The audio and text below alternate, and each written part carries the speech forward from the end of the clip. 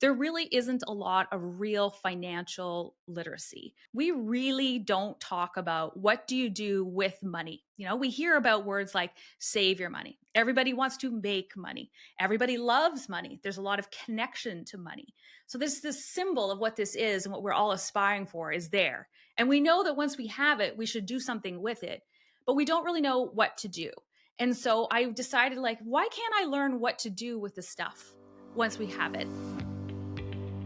Welcome to the Dwayne Kerrigan podcast, and I'm your host, Dwayne Kerrigan. With 35 years in business and close to 30 ventures across 12 industries, I've seen a lot. Amid the celebrity allure of entrepreneurship, many exceptional entrepreneurs remain shadowed. Here, I team up with these hidden talents to unveil their challenges and successes. Dive in with me to unearth entrepreneurial gems, learn from our experiences, and get educated. Everybody, I've got Sarah Potter Jeanneault on the podcast today. She shows up online like she had obviously just married. Her Jeanneault is her married name, but Sarah Potter's her original name. She's like a CIA agent, double alias going on there. So, anyways, I'm just doing like a quick overview. And then Sarah, fill in the blanks on whatever I missed or whatever, but Masters of Education, 20 plus years in leadership experience. You've been in fintech with a company you founded and were president of called You Can Trade. And then you guys got acquired by Trade Station, I think, group.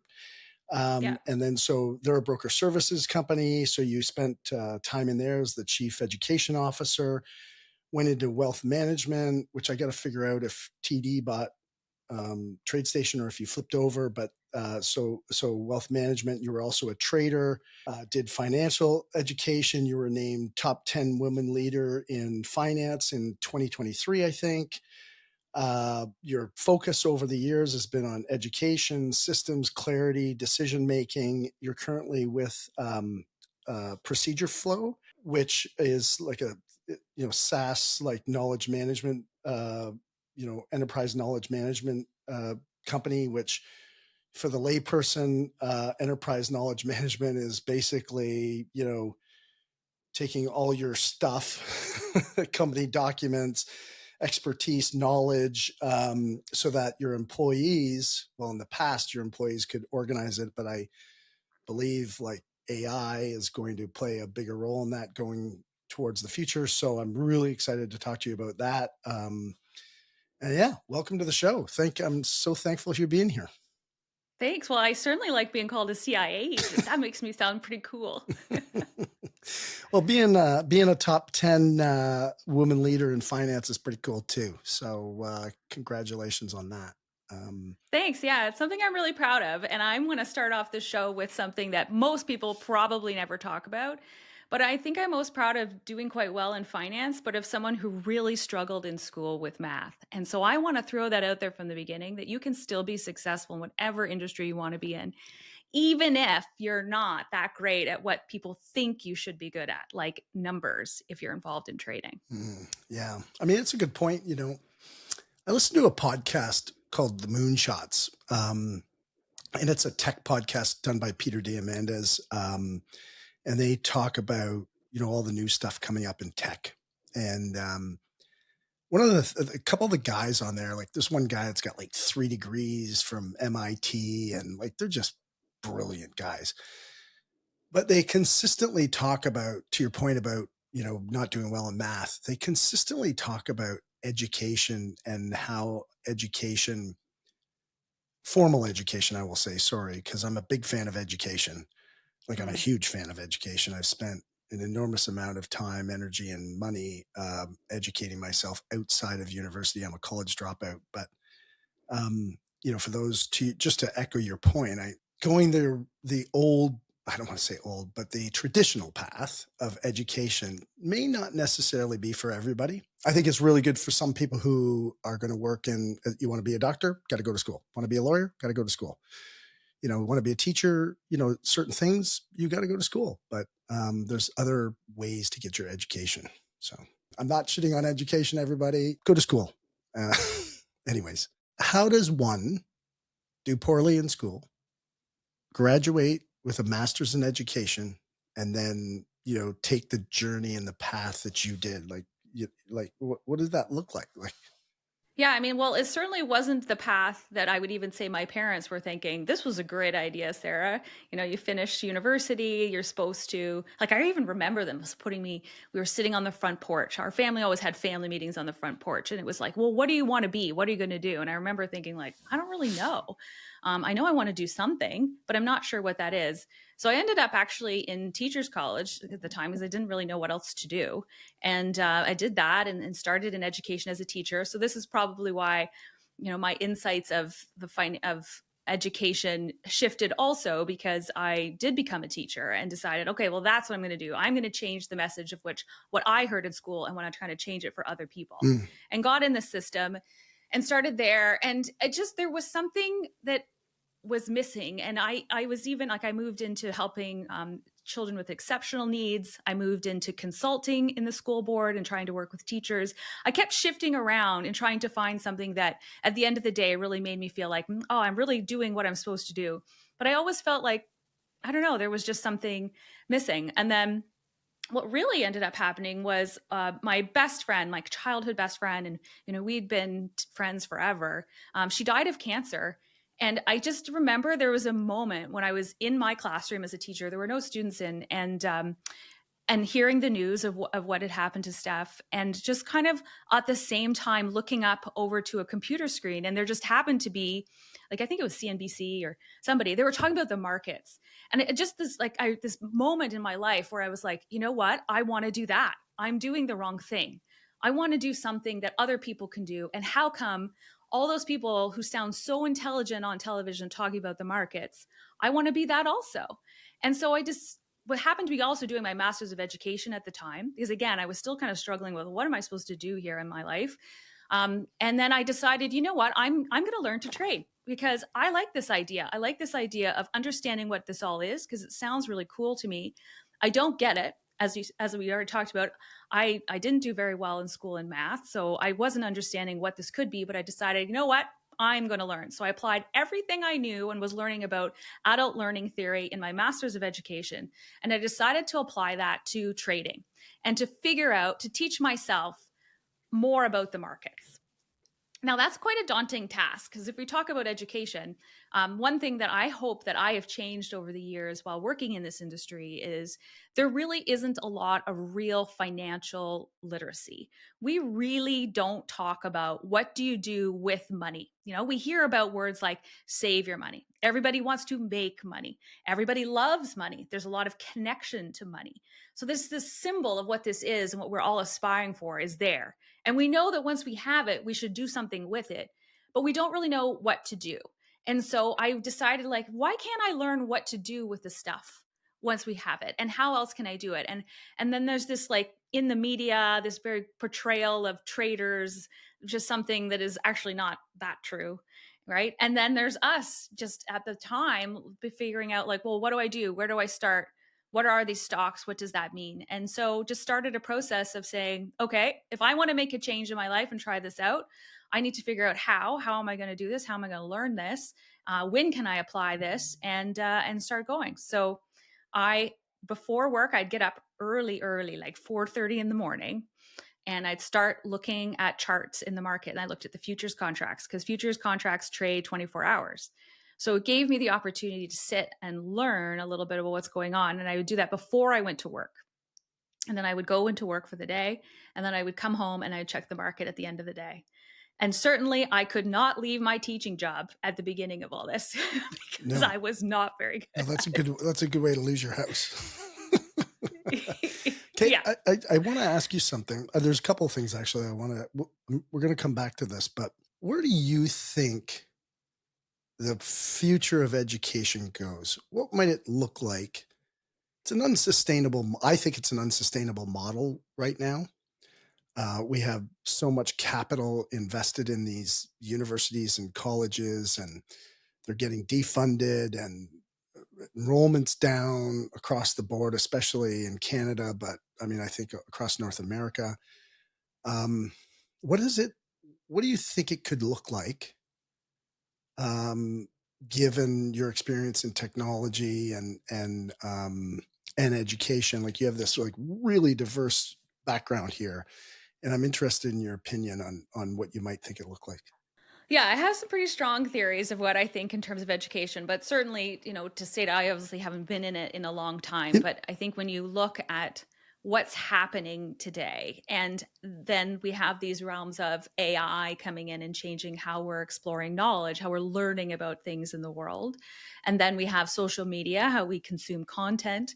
And then we have these old things called textbooks that still kind of sit around, and then we have lectures that are happening in universities, and I don't know that they've all combined to find that critical point of what could actually be modern education moving forward, because the skill sets, and everybody says this is so cliche, right, but the skill sets that people are learning today aren't necessarily those that they're going to be able to apply the moment they graduate. I think at this point, people are going to university and they're getting a piece of paper. It's a really expensive one and they can put it on their wall. And granted, that can help build a network. And what you and I both know is you do need to have a strong network as you go out into the world and build and take some risks. But in order for formal institutions, I think, to be able to be more real and tangible in terms of today's society, they need to figure out a way to help support areas like interpersonal skills, communication, facilitation. How do we actually take things like information that's coming from AI and think critically and be able to examine that in a room? I mean, linking into from education into business, as somebody who's been involved in business in various size of companies. So as I've said, I've started my own business and built that up and exited. I've worked in a company that had billions of AUM. I worked in a pretty large financial institution in Canada and the US. And I've seen how things work in different places. And what I think is missing is, even though you have fancy letters beside your name, it doesn't necessarily mean you have that growth mindset to be able to really critically examine a problem, a business function you're working on, to be able to find a solution and then to back scaffold that, to bring your staff along with it and to hit the goals that you're looking for. And I think if you looked at any MBAs or a lot of universities and colleges, and this is my opinion, I'm not sure that they're really getting them ready for those types of critical conversations that really will inevitably be what the future of education should be, if we're going to still be relevant in a society, especially as we're layering AI into our corporate world. Yeah, I mean, I think like, and this is probably an old stat. I know, not probably, I know it's an old stat,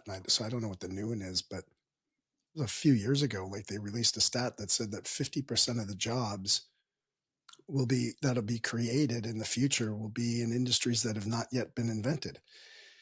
And so how do we teach the skill? And then have an education system now where they don't even, they're like penalizing kids for using AI and to do their research or to help support their thesis. And I'm not saying you should have a AI write your essay, but to utilize it's like, to me, it just seems like completely counterproductive. We as a business are trying to get as all of our, I want, by the end of 2026, I would like not all of our employees, because some of them were in industries where they wouldn't use it, but anybody who should be, could use, AI in their role. I would love 20% of their time being spent towards AI by the end of 2026. And that's probably too little, to be honest with you. But it's just, to me, there's just a massive disconnect. There is a massive disconnect. But I think, what are the skill sets that are required for someone to be able to use AI efficiently? And those are the skill sets that we need to be teaching, because regardless of where AI moves us all, we're still going to need to be able to have good communication, critically examine the information that's in front of us. Those pieces. I don't think are as valued or as taught, highlighted in formal education today. But if you're asking your employees, hey, I want everybody to go out and utilize this, and you're embracing this, you're also asking them to embrace change management, embrace a growth mindset, to take risks. I mean, those are things sometimes for people in a work culture that can be pretty scary. And those are not things that are necessarily taught in an MBA, but they're absolutely the pieces that you are going to need to be able to build your teams and to grow a business you're working in. It's so interesting because like you meet very few people who transition from education into business. Like it's not, that's a stretch. Like there's, teachers are not known to. It's not like I go around, and I know a lot of teachers. They're friends, and they're smart and they're nice, and they know their lane, but they're not risk takers. So they're not going to teach.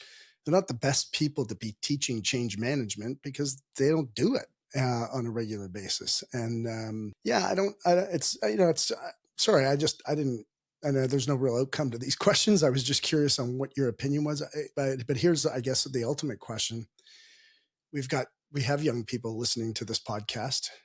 We also have parents that have young kids listening to this podcast. What would be your recommendation, being an educator and now being in business, to what they might consider that would be unique and different, that's available to them in regards to either an alternative to formal education or augmenting the formal traditional education? I'd be curious what your thoughts are. Well, I think podcast is a new form of education for all of us.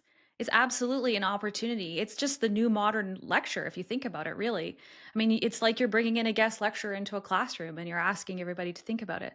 The beautiful thing about podcasts is we can hear different opinions about the same topics and hear somebody actually explain their point of view. And that is a really important skill set as we move forward, because it's so important that we hear that. Now, that's the caution that I'm worried about as we move forward in terms of education, is to make sure that we're always hearing various perspectives. And in education, as we listen to what our history was, or as we make projections about our forward momentum here, is we always need to make sure we're hearing and embracing other people's perspective to help us think critically of what our point of view is, to make sure that we are one working together and making sure that whatever outcome we're looking for is as far as we can go, is the stretch goal that we need, is the strategy that we need to be able to achieve.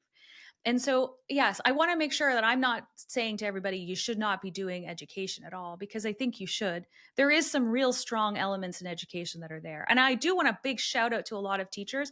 I don't think that, again, this is Sarah speaking, but it's really hard for them right now. I mean, my goodness, the amount of things that everybody is trying to weigh and then still teach on top of everything that they're trying to deal with in these giant classroom sizes. Like, there's all sorts of reasons why, maybe education today isn't as great as it could be. And what I hope for, and what I hope I'm definitely bringing across today, is I'm never going to complain about something if I can't help with a solution.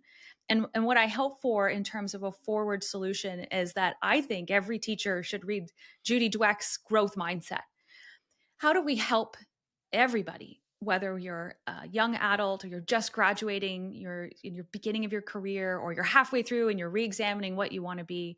How do we help everybody to get out of the box they're in and to think about what opportunity is in front of me? What are my strengths?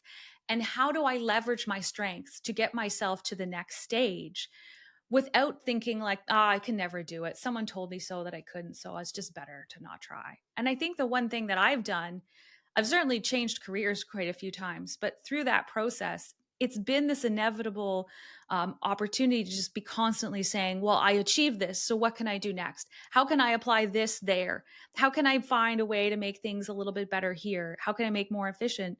And at the end of the day, I'm trying to make the world a better place too, whether I'm doing it in terms of helping people learn a little bit more transparently about what you can do in terms of investment options, or now in this whole knowledge management area, because I think it's something that's really something that society needs, is this ability to really say, okay, AI is great.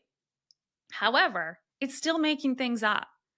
And we need to be critical about some of these things that are coming out at us and thinking about, while we are still in control of this information, how do we make sure that we're getting the help that we need there, but we understand what our strengths are, so that AI isn't just doing everything for us, but it's actually helping leverage our strengths even further so we can be more optimal in the workplace. Yeah, totally agree. And totally agree with you, by the way, on the comment about the teachers. Like, I'm not crapping on teachers because I wouldn't do that role. Like, there's no way, because the system is not set up to empower teachers the way they need to be empowered. And so I'm not like, I have all the respect in the world for teachers, because they're doing something I could never do, because I wouldn't be able to work inside those kind of constraints.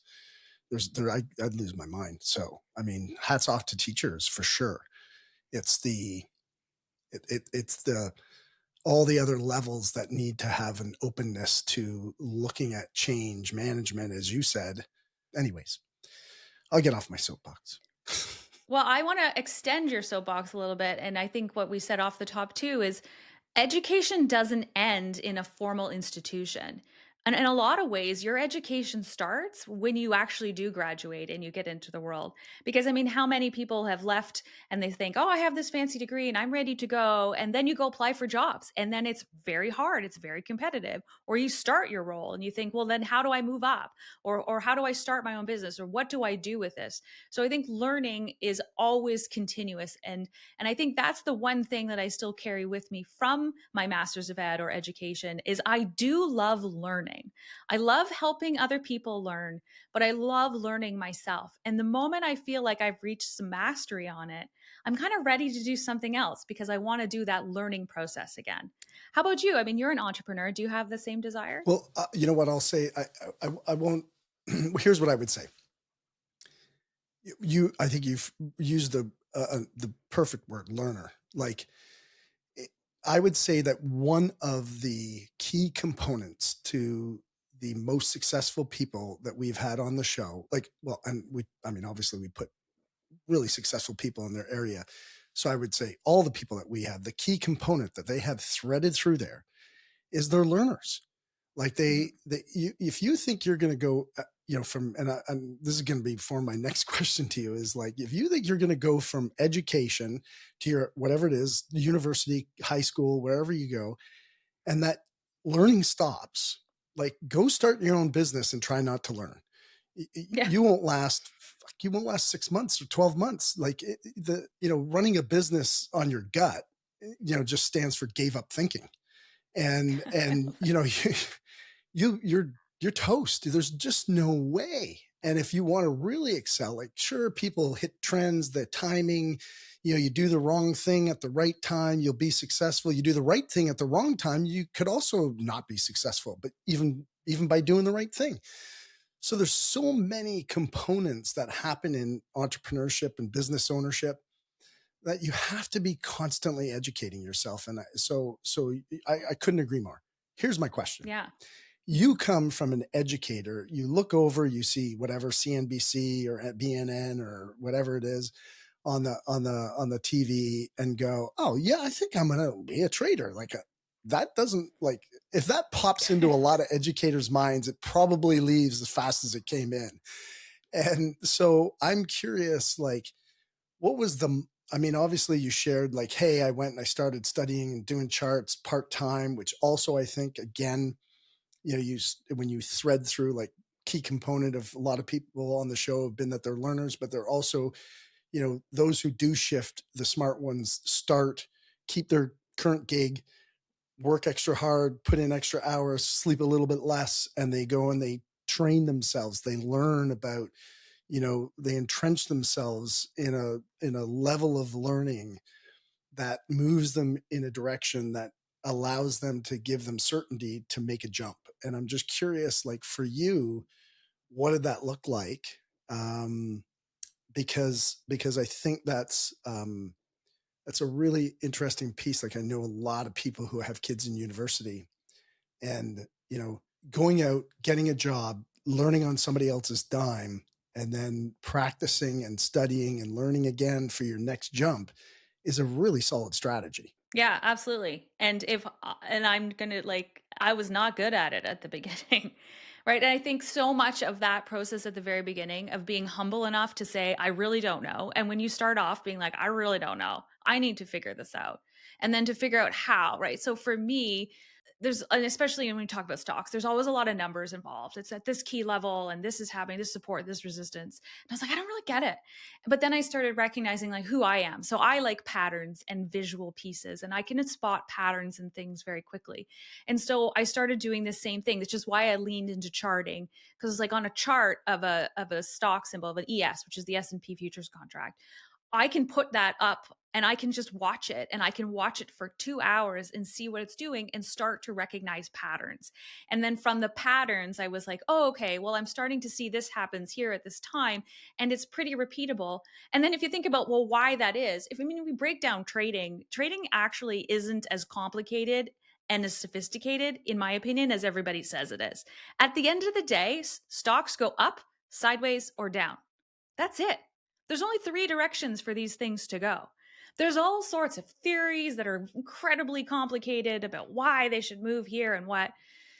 And when I first learned, I'm like, I got to put all that stuff aside and I got to figure out what are the things that I can see so that I'm feeling there's a bit of progress in here. And that was when I recognized if I move stuff into charts and I say it's only three directions, and then start saying, is there any way that changes here on certain time frames? And then from the patterns, and I literally had this chart and I wrote it in my book. It's called I Do, I Don't, I Don't Know. So simple, 3-column chart. And I put it on post-it notes, and I had a desk full of post-it notes. And I'd be like, at 9:30, what do I know? What do I not know? And what do I have no clue about what's going on here? 9:30, post it. 10 o'clock, post it. And then just started to see like, oh, wait a minute, at 9:30, things happen similarly day after day after day. Or at 10, same thing. So then what can I do? How can I figure out, well, how much range is there usually in price movement at a specific time? So then I started looking at technical tools. So something called an average true range. So an average true range is a technical, by the way, I need to preface that I am not a financial planner, nor am I giving any financial advice today. I'm simply just sharing my journey, which I've done all along and I continue to do because I think that's so important to authentically talk about the markets. And I'm going to try to do it in the most basic way because I really want people to feel empowered about trading. But what I don't want anyone to believe is that tomorrow you can make $1 million in the S&P, because that is not true. There's no lottery ticket to this journey here at all. But I digress back to this idea of putting post-it notes and then starting to see things like an average true range, and then saying, okay, well, on average, the S&P on Tuesdays, let's say, for this is again just an example, would move about 2 to 3 points. So if that's 2 to 3 points, what does that represent for dollars? Then I started doing things called like with fake money or paper money, a paper account. So I wasn't really trading with real money, but I was starting to apply these patterns that I was seeing and said, if I put a stop and a target within this range here that I'm seeing that's happening day after day, what happens? And can I start making a little bit of money? From there, because I started saying, okay, yeah, this kind of works. I get it.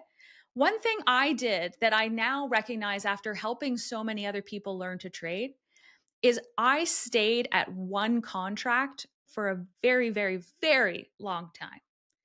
Where what I notice is that a lot of people, when they start trading, they start saying, oh, yeah, I completely get this. Or they use an indicator, or they, use somebody's algorithm as to why they should trade. But then they go from one contract and then they start trading 100 contracts or 200 contracts. They're like, this is totally working. And they get this thing called their ego involved in investing. And generally, when you start putting your ego on the line with trading, it doesn't work out. Because just like we said before, a lot of people, well, everybody is, you're emotionally connected to your money. And the moment you put money out there and you take a risk on something that you're not really sure about, you change your behavior. And that generally results in not the best profit in terms of the markets. So it was a slow and long process. And I used to make myself little weekly goals. I've shared this before and it sounds cheesy, but it just is what it was. And it was about a bottle of wine on Friday. So my goal on Friday nights was that I was going to have a bottle of wine, regardless of how the week went. But it was either going to be a $10 bottle of wine because it was a horrible week, or it was going to be a really expensive bottle. And all I did when I started trading was saying, can I make enough money to buy myself a nice bottle of wine by Friday? So I'm never risking enough that has anything to do with my mortgage or my house or car. It was really about how can I have something fun with what I'm learning, the skill I'm learning that I want to look forward to and have a weekly goal. And at the end of the week, it's never that much pressure that it's going to, devastate me. And then from there, now this is like months and months of time. This is not a week. I started then just starting to leverage this a little bit more. And I started putting a few more contracts on. And then actually started saying, well, then what else can I do? Because I have to go to work here still. So, what other trading instruments can I start learning? And that's when I started delving into things like options trading and stock trading. And then in that process, I actually started, it was called Twitter at the time. I also started sharing a lot of the things that I was seeing and noticing in Twitter. And what I started recognizing is that people started following. And I started realizing there's not a lot of people out here, granted, there were some that are talking about this in terms of the journey, the process of learning to trade on something that I didn't know and then have built and, built my skill set and knowledge along the way. And so I started really sharing it. And then as I shared it, realized, wow, there's a following here. I used to do this thing called trading tip comic strip. And it was just about taking a key learning of generally something that I had to learn because I did terribly in that trade. And I just made it some kind of fun little cartoon. And then from there, a community built. And then from there, a business was built. And so when I started out in my trading process, and I remember that moment still in the classroom when I said, I really want to do something different. I never thought that the different that I would start doing was to actually build a business and build a community for other people to learn and to be able to connect with each other and then eventually be able to really talk trading, to have trade execution. That concept wasn't there at the very beginning. At the very beginning, it was really about how can I change the life that I'm in and what can I do and learn something else. So sometimes when you start a business, I always mentor people in terms of like, have a 1 year goal of where you think this business is going to go, but always be open minded to be aware of what is the next opportunity that will come. Because your business today will most likely continue to be something different 5 years from now, as long as you keep being open to that ability to build and grow. And as long as you're not saying, okay, yeah, once I achieve this X goal, then my business is done. We should constantly be evolving with the markets because that ability to keep growing, keep changing is really, I think, the root of going back to education, the root of everybody's quest here in terms of what we're learning for is always stretching. I like the idea of what you were talking about, and ultimately, like frame it like it's gamification. This gamifying, the learning experience, whether it's for yourself or your people, is a really, really important point, I think, that you made, which was that gamification of, hey, at the end of the week, I'm going to buy a bottle of wine. And you're gamifying your learning process and having that motivation to, get a better bottle of wine, constantly. And then the constant like incremental increase in, call it commitment, stretching, uh, some people could call it pressure. Some people could call it uncertainty, growth, whatever you want to call it. But it's like that constant. I mean, you really outlined a really interesting learning stages.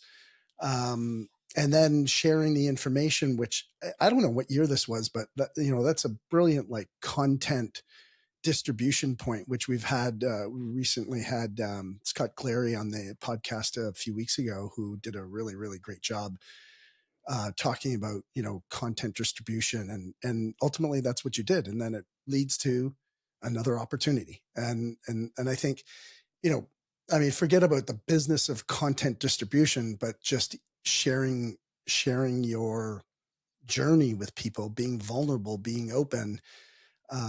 It's that is, I mean, it's really interesting. So I have a question about what's your experience, your own personal experience with your psychology of money. Um, and I don't want to, you create stereotypical comment here, but typically, somebody who's looking to be a teacher is looking for a level of certainty on income and job, protection and structure and, all that kind of stuff. And then, you get to the other end of the spectrum, which, I'm probably an example of, like I, I open up or buy or start businesses like they're freaking chiclets, and it's chaos and it's constant uncertainty, and like, the people around me are constantly like, oh my God, like, holy shit. So there's that range in there. And so, you know, were you like kind of on that one side of the range? And then how did your psychology of money shift over time? Well, it's funny that you bring that up because now that I'm thinking back, I'm like, you know what? I probably always was an entrepreneur looking for opportunities without actually ever realizing it, even as a kid. I mean, my dad would always, I remember him starting, you should start a firewood distribution company in August. And I remember him convincing me that that's a good idea. And I remember this was after a tree fell down in our backyard. I'm like, yeah, if I fill the wagon up with wood and I walk around the neighborhood and I sell my wagon full of wood, no one else, I won't have any competition in August because, well, there was no demand. But at the time, people were kind enough to buy my wagon of wood firewood that I was selling. So maybe I was doing it before I even realized that that was a thing, or there was a word called an entrepreneur, or it was really even about money at the time. To me, it was just about thinking outside of the box. But yes, your relationship with money is one that you really begin to question when you put your money on the line, especially in the markets, and it's your own money, right? So I mean, the thing about trading is there has to be two opinions in order for a trade to be executed, and I think that's so important to remember. And that was a lesson I think I needed to learn very early on. Out there in the world, there's going to be someone that has an opinion, and they're so strong about that opinion that they're going to, let's say, place a trade on it. And I might come into the world and have the exact opposite opinion of where I think it's going. And I'm going to go out into the market and I'm going to place a trade. We need two of us in order for a trade to execute, to actually happen. And that point of view, that perspective, I actually think is really helpful in everything, in any of your business, any decisions you're making. There has to be two points of view in order for there to be a buy and a sell of any kind of business agreement, right? As we move forward. And keeping that in mind, that it's not about you convincing everybody else to do it exactly the way you want it, but understanding that in every transaction, there has to be a reason why someone is coming to the table with you. There's a reason why I'm coming to the table too, and why we've actually made an agreement in a transaction. That is so it's humbling. Because if you think about it when you're trading, if I went into the market and said, I'm going to be 100% right all the time because I'm so good at this. And look at all the thing. I'm always going to be right. Well, you're not always going to be right. You're never going to have a trade that's going to execute because you might be putting trades out at levels that no one's ever going to take. And that's not trading. Nobody makes any money that way, or nobody loses any money, but nothing happens. It's boring. Anything you're doing in trading, in business, and since I've moved into different iterations of trading in terms of that trading execution side of the business, which we'll talk about later, it's always the same mentality. I cannot come into a meeting, a strategy session, and think I'm just going to bully my way into the answer I'm looking for. I need to enter that strategy session with, what am I looking for? What do I think somebody else is looking for? What does the business need and or the market when you're trading?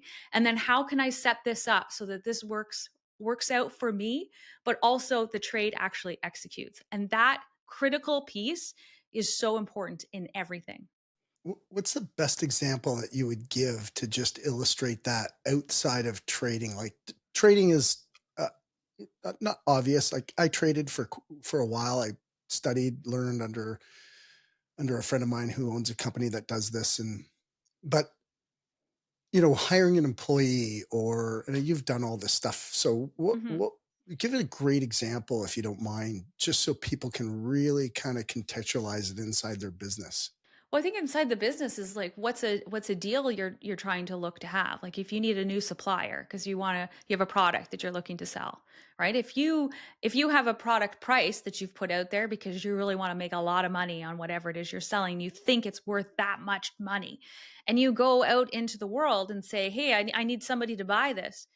If there's not a buyer of somebody willing to say, yes, the value of this product is the same as what you're looking for, and yes, I want to enter into this agreement for the next few years because we're going to sell this product together, then you have no business. All you have is an idea, and you're sitting at a table, and you're sitting at a table all alone. And when I think about, if we flip into like further into my journey, when I moved into more of the financial side of helping the brokerages or helping the financial institutions, not only just teach education and financial literacy, but really starting to get into the operations of that business, it's that critical piece that I had to learn, and I had to learn a hard way because remember, I came in from building and I acquired my business was acquired, which was great. But I went in from being an entrepreneur, being the president, the boss of a company that built and grew. And then all of a sudden I was in the C-suite of a really big organization. I think at the time I left, there was 1,200 employees. We had 5 different offices. Like, it was big.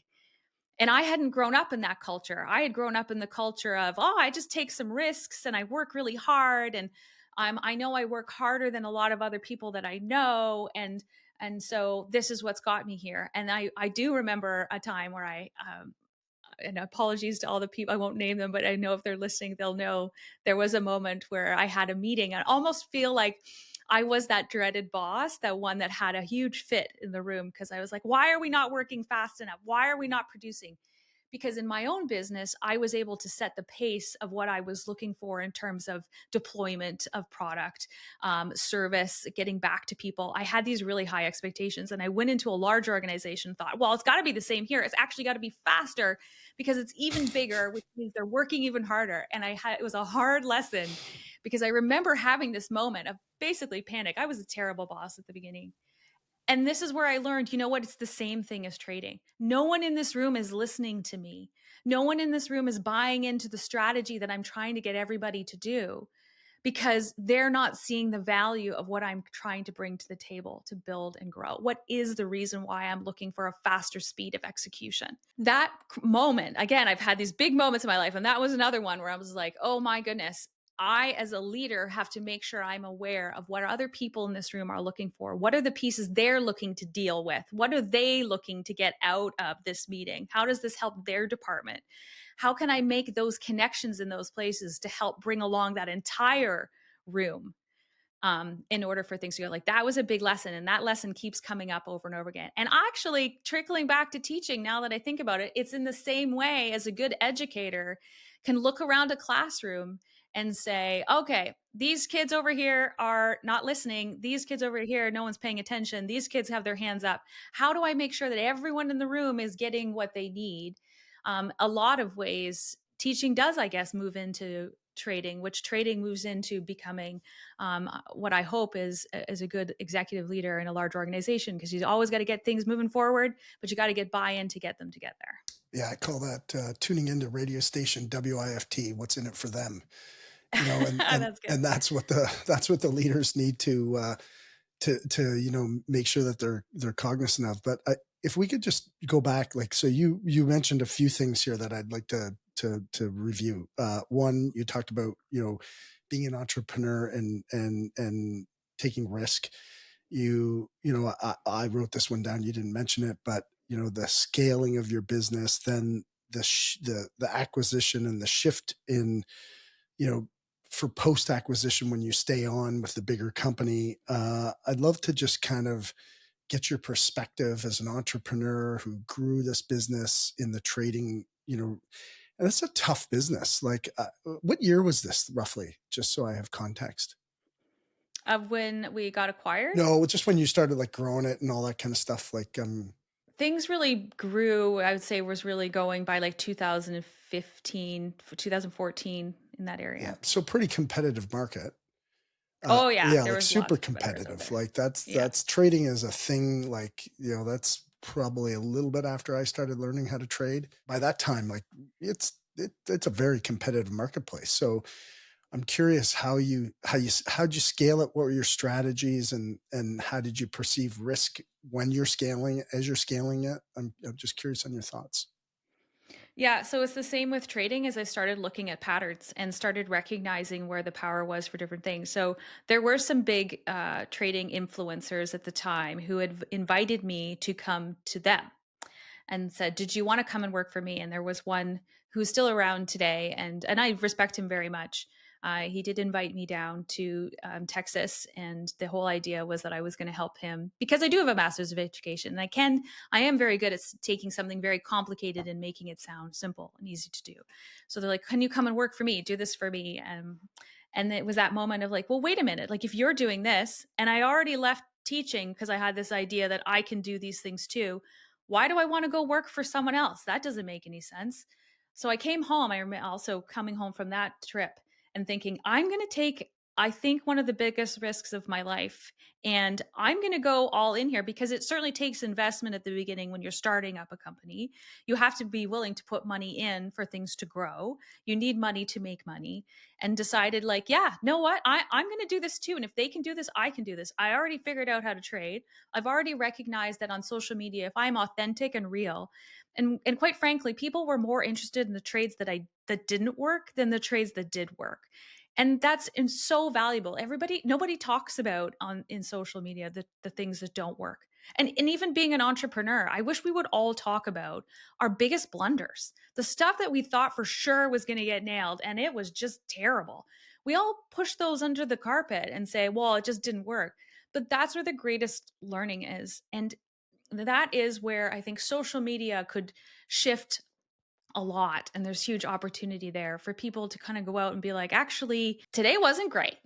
This happened, or I had that meeting and I could not get anybody to do what I wanted them to do. And I'm super frustrated by that. Those are things that are important for us to have that. And so when I recognize that pattern of saying, you know what, if I'm continue to be authentic out in social media, then when it was just Twitter at the time. I guess I was an influencer before influencers were a thing.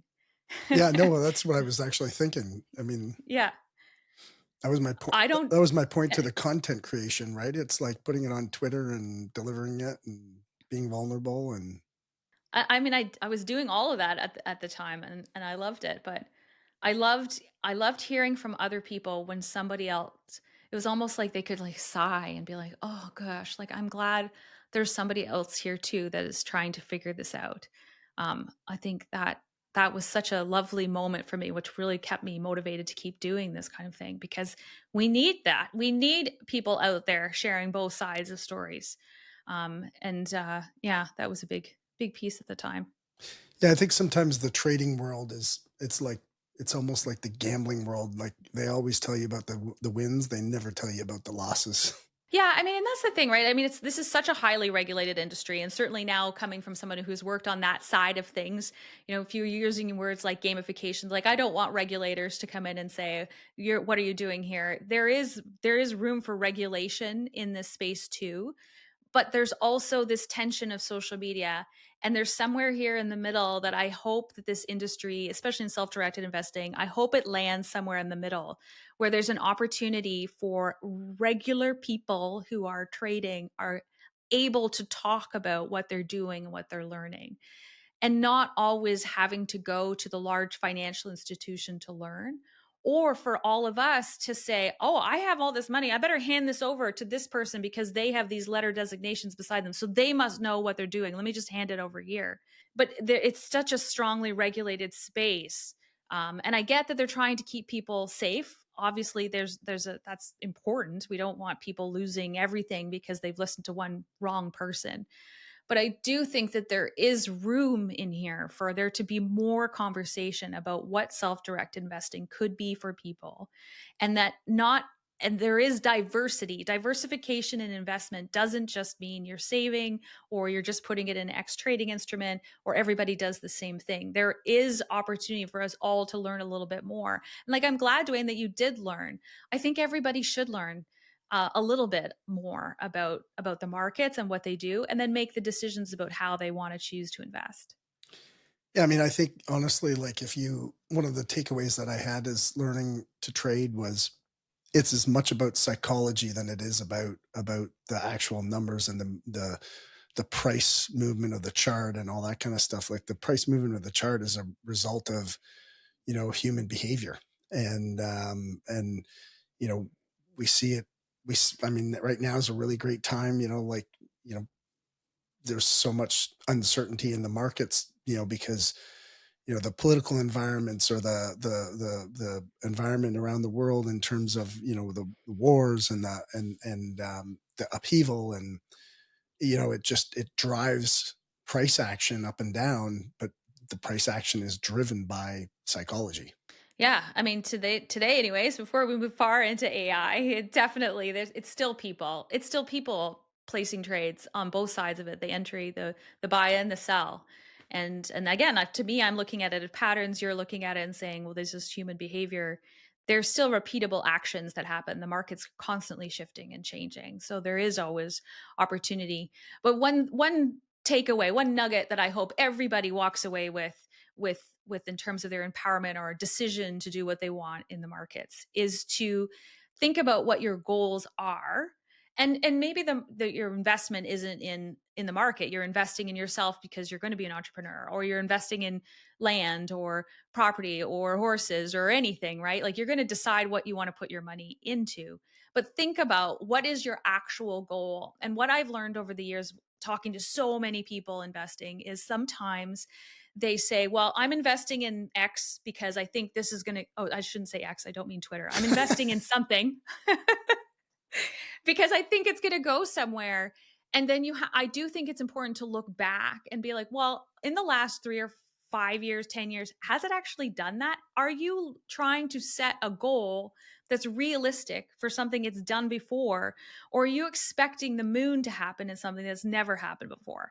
And sometimes just making sure that your goals are aligned with something that has happened in the past so that it is more achievable. It's easier to cash in, do it again, do it again, do it again, than to say, you know what, this one is going to go to the moon and back. And so I'm going to invest all the way up here, because so many people have successful opportunities in the markets and then they hold them too long because they think, oh, it's going to go up forever and ever.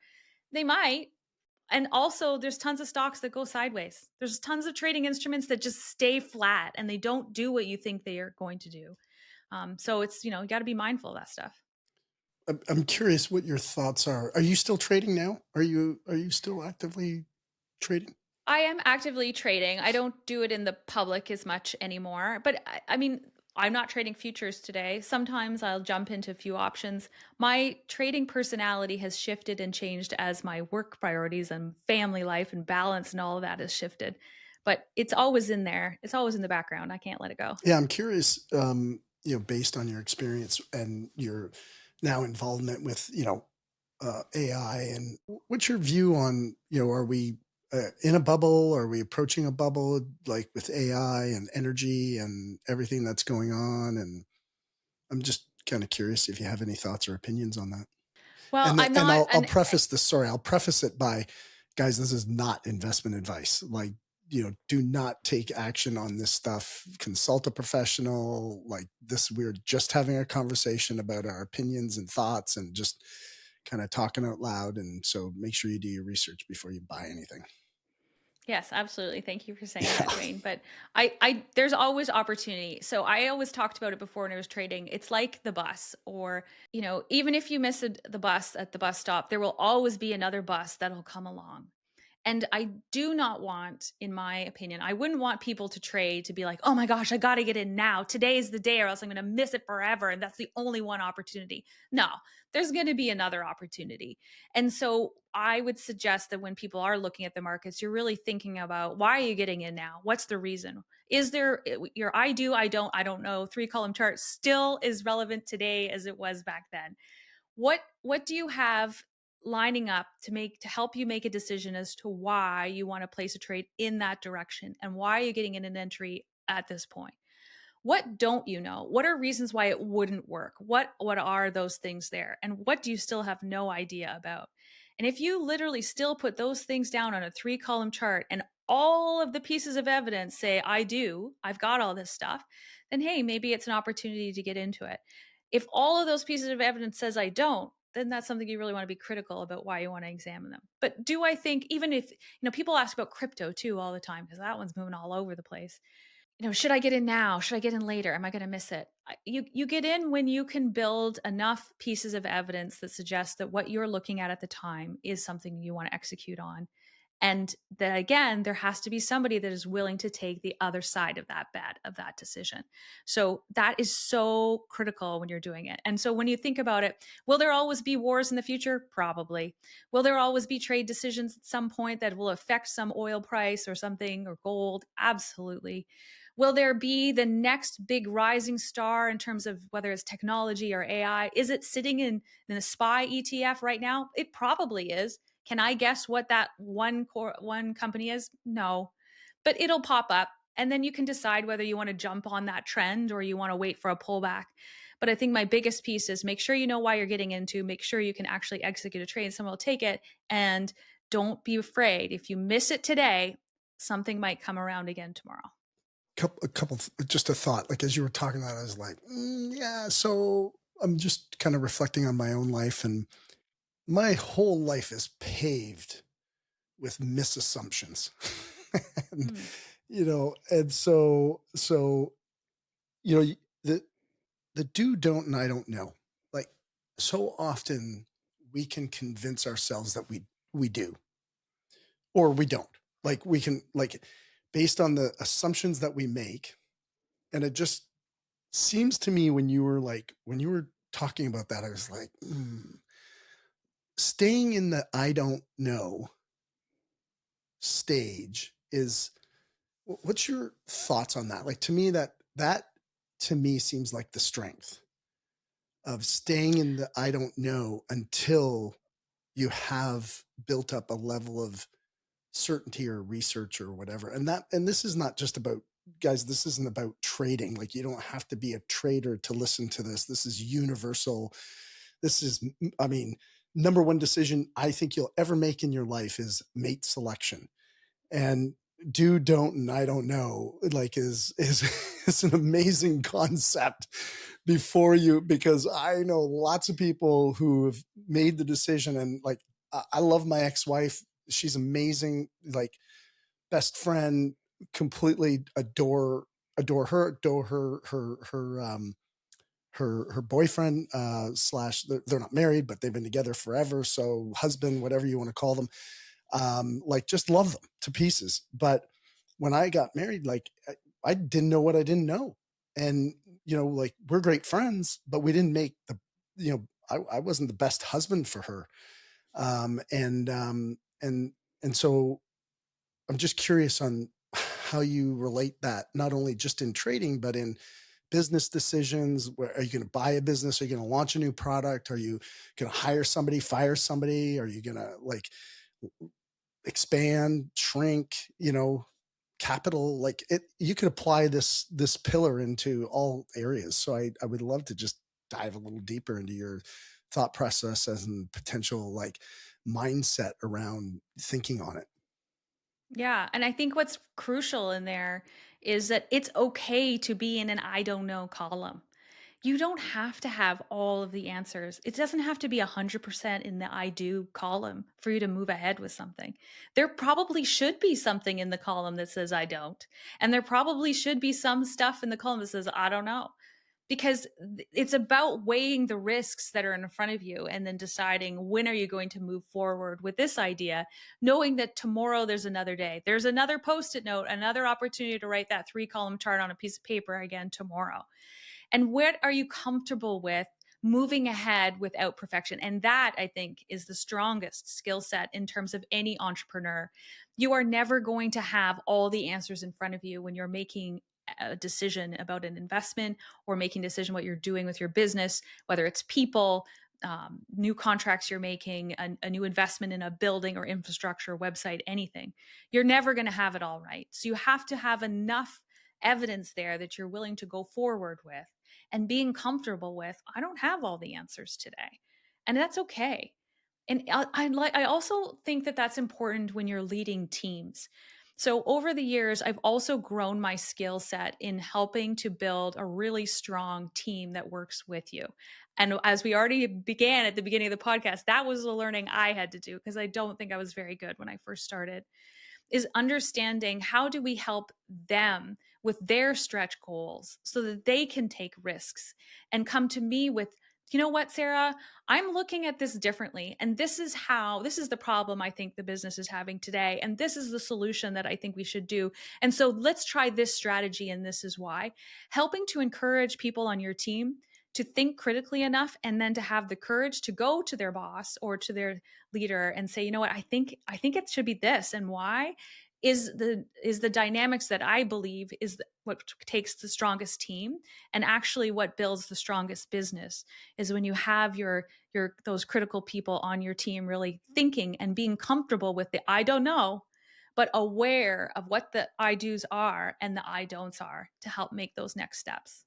So when you are looking at, framing out a team, like even with even with making a trading decision, like what's that team look like? What's the information that you have to gather? How do you gather? How do you get consensus? How do you make the step? What are your steps in making the decision? What is the thinking process like? Can you map out the structure a little bit for me? Just, or well, not for me, for the audience, just to kind of like give them some like, because I mean, especially in trading, like you're doing this multiple times a day, like and you have to refine it. You have to get that structure, you know, really developed and heightened in order to be able to do it quickly and efficiently and effectively. And at the end of the day, that's the same goal in business. So I'm curious on what your structure was or is. Yeah, and again, I would say it's that simplicity of saying what evidence do I have around the table to make this decision today? What am I doing this and why? And then how am I building a group of people? So I probably build a team around me that's maybe different than some other people that I know because I appreciate having people with different strengths. And I don't want the same people on my team. I want people that each come to the table thinking about something in a different point of view so that we can come up with a way that we still are going to work cohesively because we still have to make decisions about how we're going to move forward with that strategy. But if we're not open enough to have a critical conversation about doing something more than one way and then coming up with what are the I do reasons, what is enough around here on the table for us to move ahead with something, is absolutely important. What I never want is someone who sits in a meeting who says nothing, who is completely disengaged.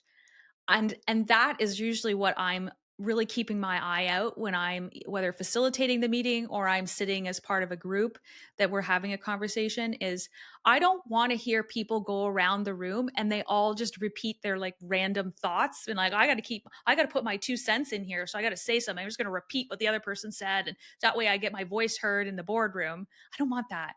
I want one person to say one thing, and I'm totally fine with the other person saying the exact opposite. And then we have a discussion about what that is. The critical part, though, is that we do come to a consensus. Again, it can be the 80%, it can be there's enough here of I don't knows, but it's okay that we're doing this and then we're going to move ahead with it. I never want a group of people that everybody just talks to talk. And that's something how do you interview for that? I'd like to learn how to get better at that part.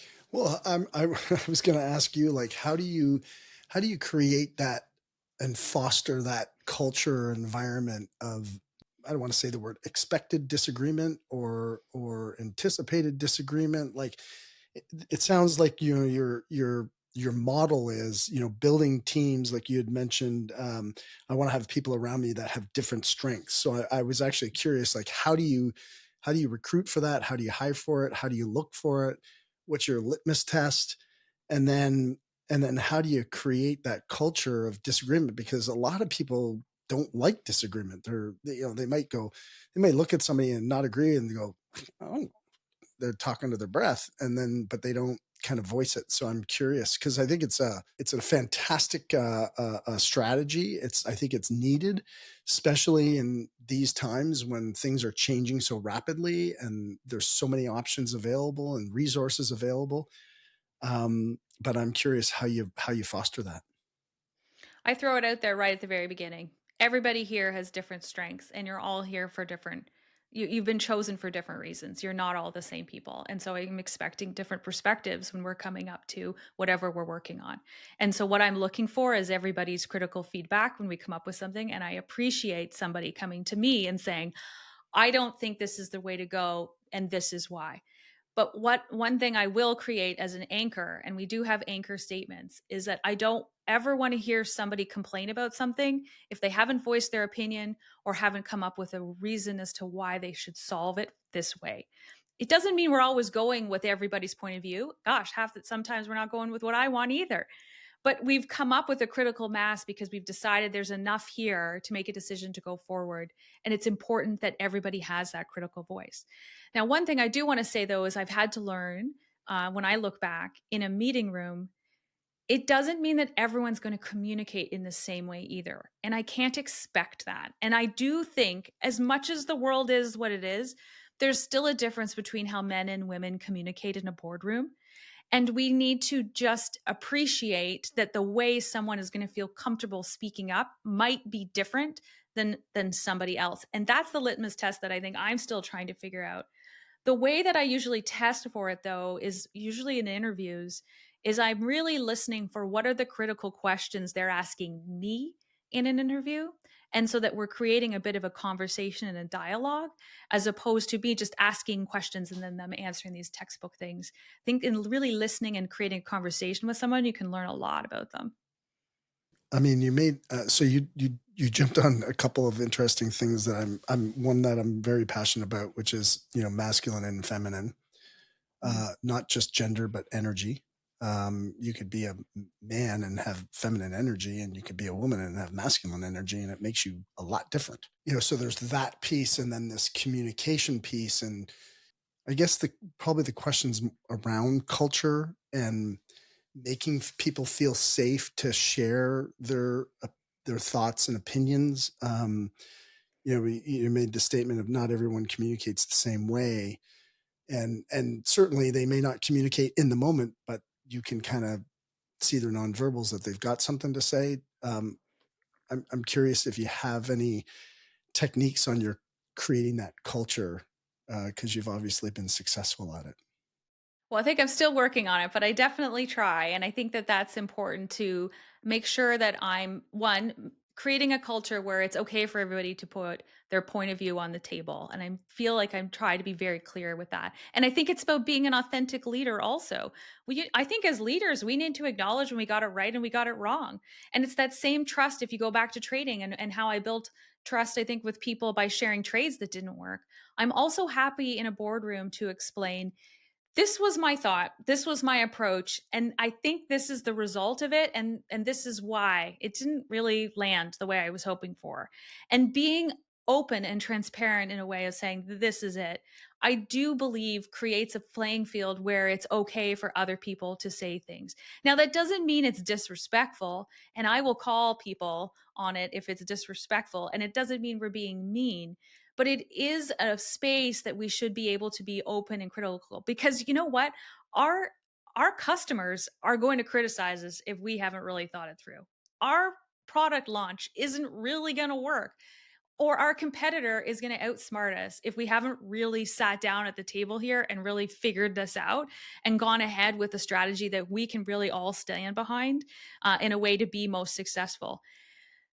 Sometimes failure really comes from putting an idea on the table and not really thinking about it in terms of full circle, and then sure enough it doesn't always work. So that is really key. I need to What's the hardest part is the quiet people in the room who don't want to say anything at a big table, and how do I make sure that I encourage them? And sometimes it's about me knowing them and saying, how can I facilitate a conversation? I'm going to prompt them with a question that I know they have the answer to, in hopes that I will help encourage them to begin to start talking. And then we can layer that into the conversation we're having. I do also, I mean, this also sounds like grandiose, and I totally know what I'm doing because I don't. Like I am still learning just like anybody else. I just keep taking risks and I keep trying different things, and some things have worked and some haven't. But when we're having these boardroom conversations, you also have to put time bounds around those things too, right? So, like the practicality of this is I can say, oh, yeah, we can talk, but you can't be in a 3 hour meeting and have an engaged group of people and we're all thinking critically about one great strategy and come out with something. That doesn't happen either.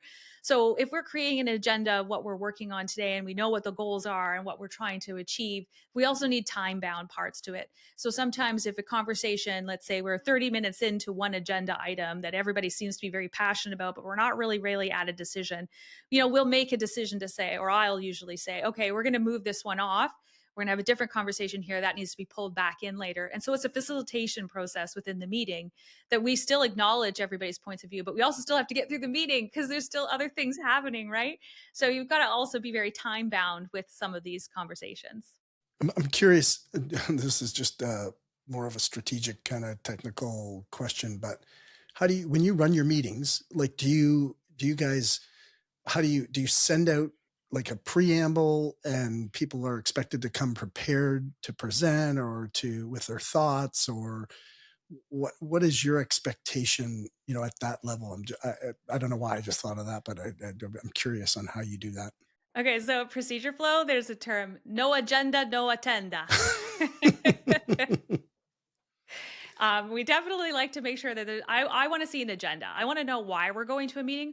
One of my pet peeves, though, and throwing it out there, I'm still working in an organization that this still happens in. Again, being very transparent in a very authentic way. What I don't like is when people send these huge PowerPoint decks the night before, and they're like, "We're going to talk about this in the morning."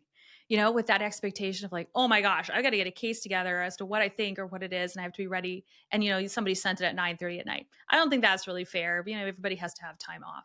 But I do think it's fair to send out an agenda so we know what we're working on, what the goal of the meeting is, and to leave it at that. I think that's very doable for anyone. But yeah, no agenda, no attenda. I love that. That's a good saying.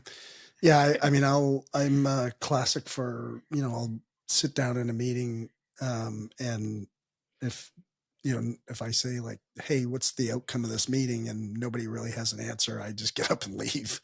Yeah, So there's no it's point. like, guys, I mean, if you can't come up with a serious outcome in the next 30 seconds, I got lots to do here. So But that was something I learned too. Like large organizations run their leadership very differently than an entrepreneur would. And it was a hard piece, right? Because I've now been in some really big institutions and seeing how there's a lot of meetings. And when you're working and running a business line, and I've now run some really big ones with some giant budgets, you can hide problems with more money, and you can hide profit by hiring more people, and you can always have another meeting. But when you're an entrepreneur, you can't do any of those things. That's ridiculous. That's wasting your time, wasting your money, and wasting your resources. Nobody has time for that when you're an entrepreneur. And so I do think it would be great for larger institutions to hire more people who were entrepreneurs to help with that process, because I think there's some areas there that large institutions have been doing the same things the same way for a long time and have lots of meetings. There is a more of a sense of an urgency that an entrepreneur, I think, brings to the table. And maybe that's why you need to be able to facilitate to get the best out of the people around the table, because you can't afford another meeting. That's a wasted resource time. So that skill set alone, I think, is so critical in pieces. And I don't know about you, but what I found in larger institutions, when there's a business problem, they're very quick to move to a consultant. And a consultant is generally someone that's come from their network or come from those bigger, same organizations that they always pull a consultant in. And then they build a report and they have an analyst and they're going to come up with a strategy. That's fine, I guess. But I will always hire somebody who has done the work. I want someone who's been in trenches, who's solved for problems. I would take that person any day over someone who has just been an analyst and analyzed different problems and said, well, this is what we should do. There is a world that's very different, the entrepreneur versus the large organization. And there's a lot that I think we could each learn from each other. But again, there's never really those conversations. Like those don't really happen too often. yeah, so actually, you just reminded me. I did ask you the question about that shift from in post acquisition. So I don't think we kind of got diverted from that question, but so obviously one of them is meetings. um, but so what are some of the like? What was the shift like? We have people who are obviously looking to sell their businesses, and they transition into a bigger company that acquires them, and it's always a bit of a transition. What were some of the biggest kind of issues that you had as the entrepreneur, and that you would kind of like flag for people, and warn people too, like as their business scales, don't fall into these traps. Yeah.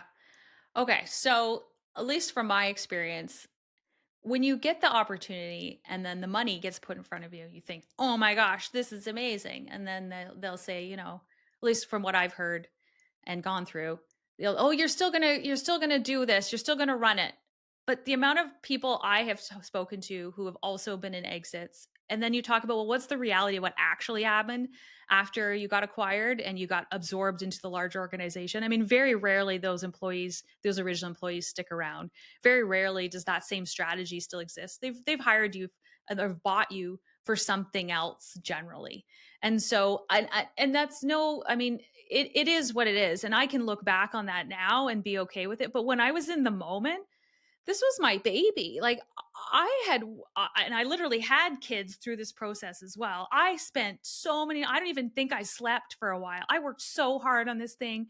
This represented who I was. This was everything all about me. I look back now and was so emotionally attached to You Can Trade and its success, and had such a hard time separating me, Sarah, from the business because it was everything. It was my being.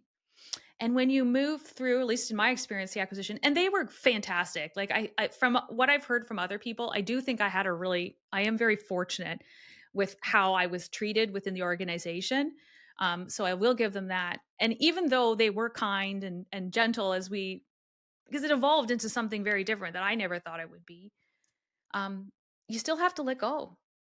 And it's really hard. It's really hard to let go of it. And I would say to anybody, and I think that's one bond that people who have exited businesses can probably all relate to, is that time when you say to yourself, "Oh, this isn't mine anymore. And what do I do now? Because this is who I am." That was really hard.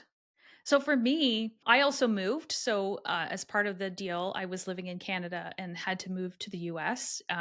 So I had also picked up my family and we'd moved. Like there was a lot of change. That was a really hard time.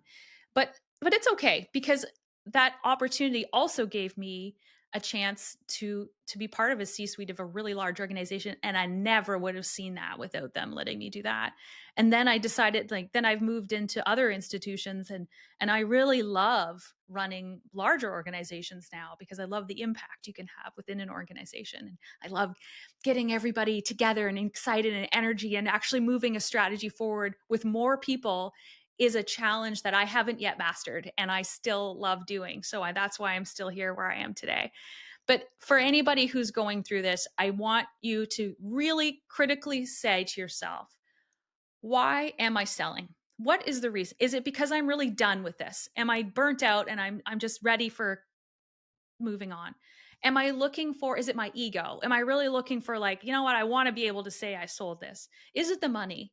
Or is it that you're trying to be part of something bigger movement? And at the time, that was why I made the decision to do what I did. Because I thought what I could do, because at the root of all of You Can Trade was I was trying to help people feel more empowered about financial literacy. I wanted to break down these barriers of never talking about this really scary thing called trading, and to build a community where other people all felt comfortable to share their points of view and to build this space and have trade execution.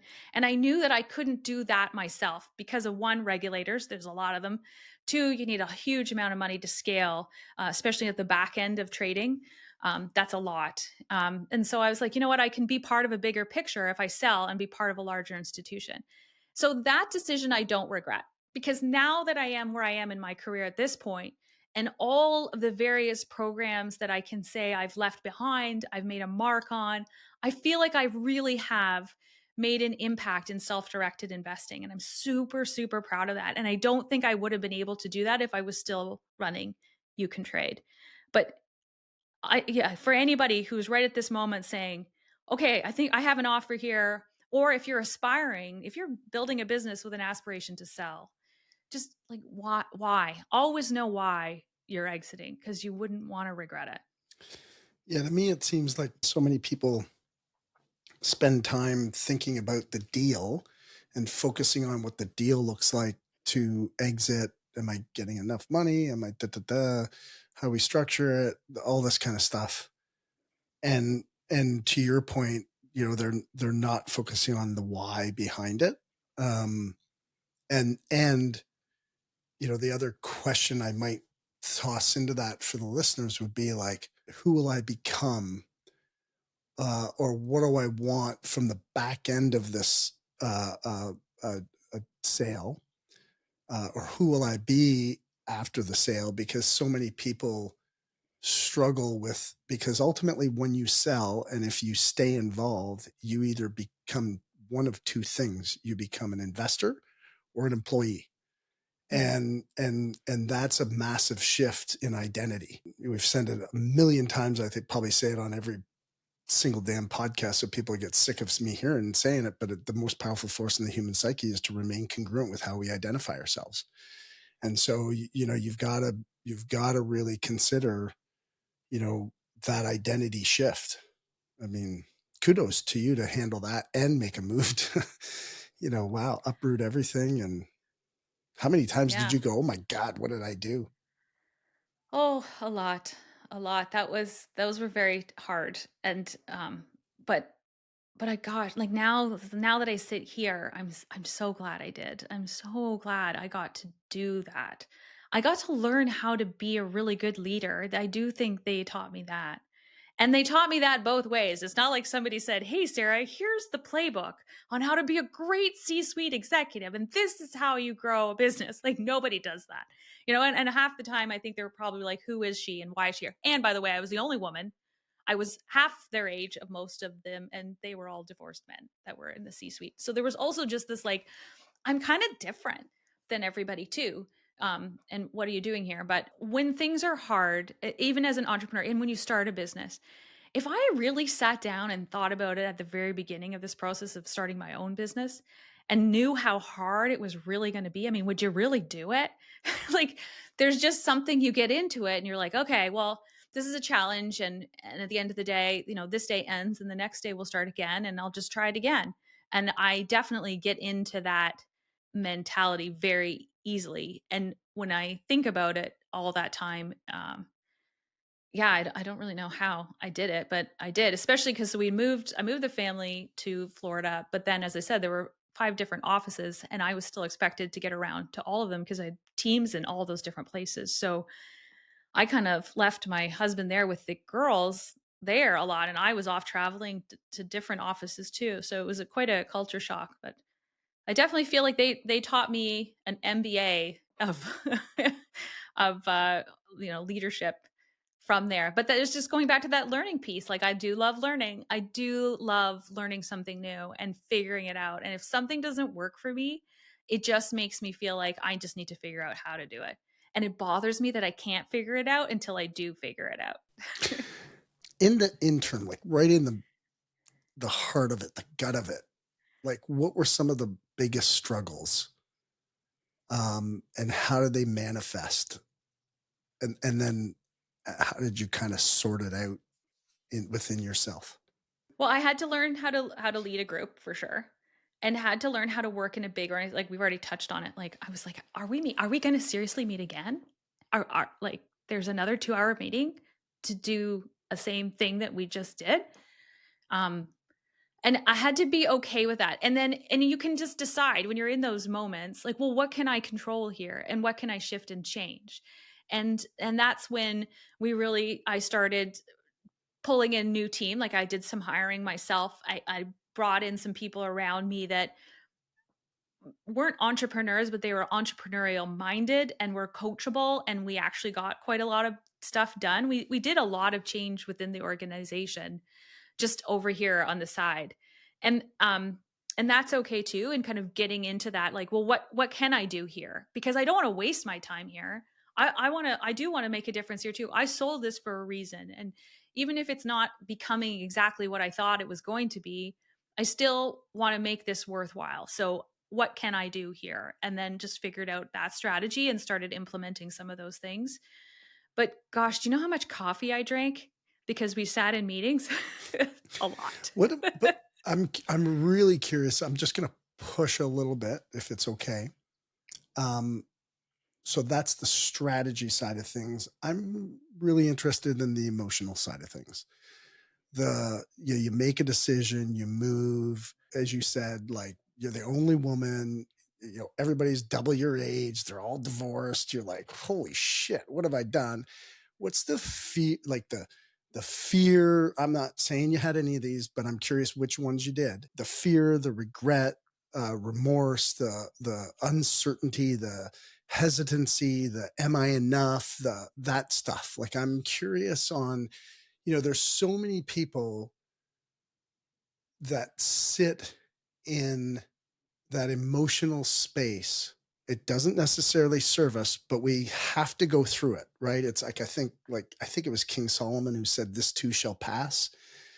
And it's that, to me, that's that emotional space that we have to transfer through between, fear and courage.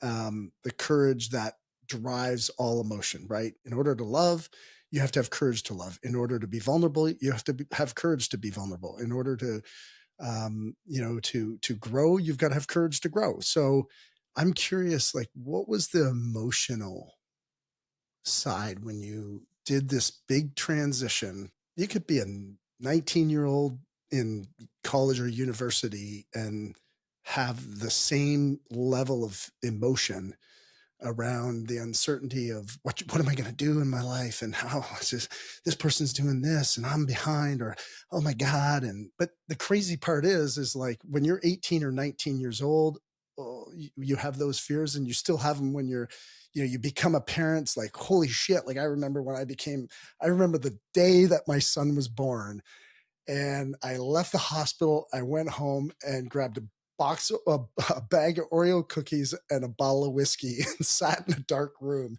and went, "Holy fuck, what am I?"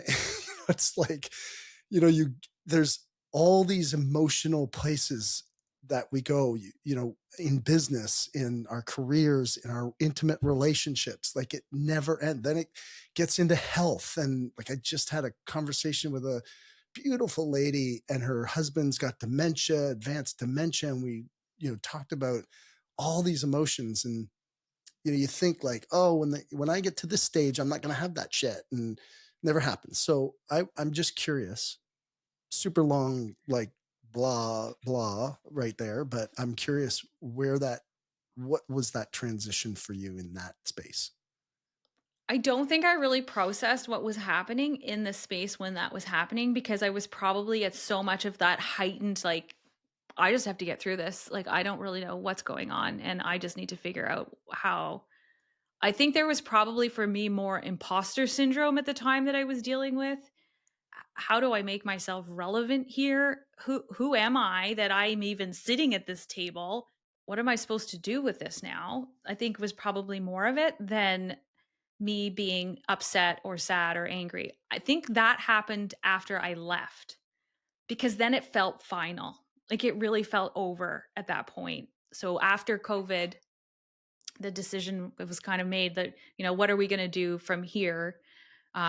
We've done some of the things that I said I was going to do. It kind of was up on the time limit that I needed to contractually stay with the company, and I didn't really want to move back to the US because it was COVID. So I'd moved the kids back, and we were comfortable here in Canada. So uh, just decided I wasn't going back, and that was it. And I think it was in that moment that it all felt like it was gone, and being so, as somebody who controlled so much of it and the growth and part of everything, and now all of a sudden I close the door on a huge chapter of my life, of something, by the way, there aren't that many other people you can talk to about this that really understand it. And it doesn't mean that I'm better than anyone else, but what I noticed, especially when I was in it, is, I like running. I love trail running, and I would go for a run with some of my friends, and when we'd be talking about, like, whatever was bugging us, and I would want to share some of the things that I was really thinking through in terms of, like, I'm going to spend this much money on this, or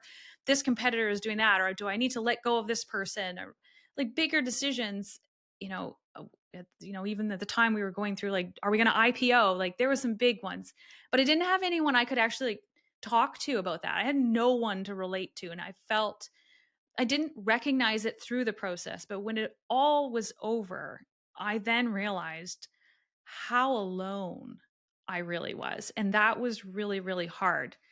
And for other people, I think they looked at me and was like, oh, they're envious and look at what you did. And I am super grateful and humbled by where I've gotten or what I've done.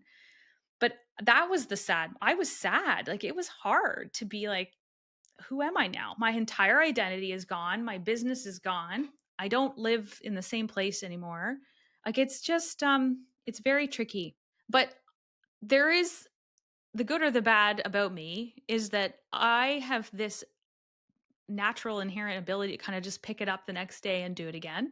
I don't really spend a lot of time, good or bad, as like my husband says, I don't ever remember the argument. I just move on from it.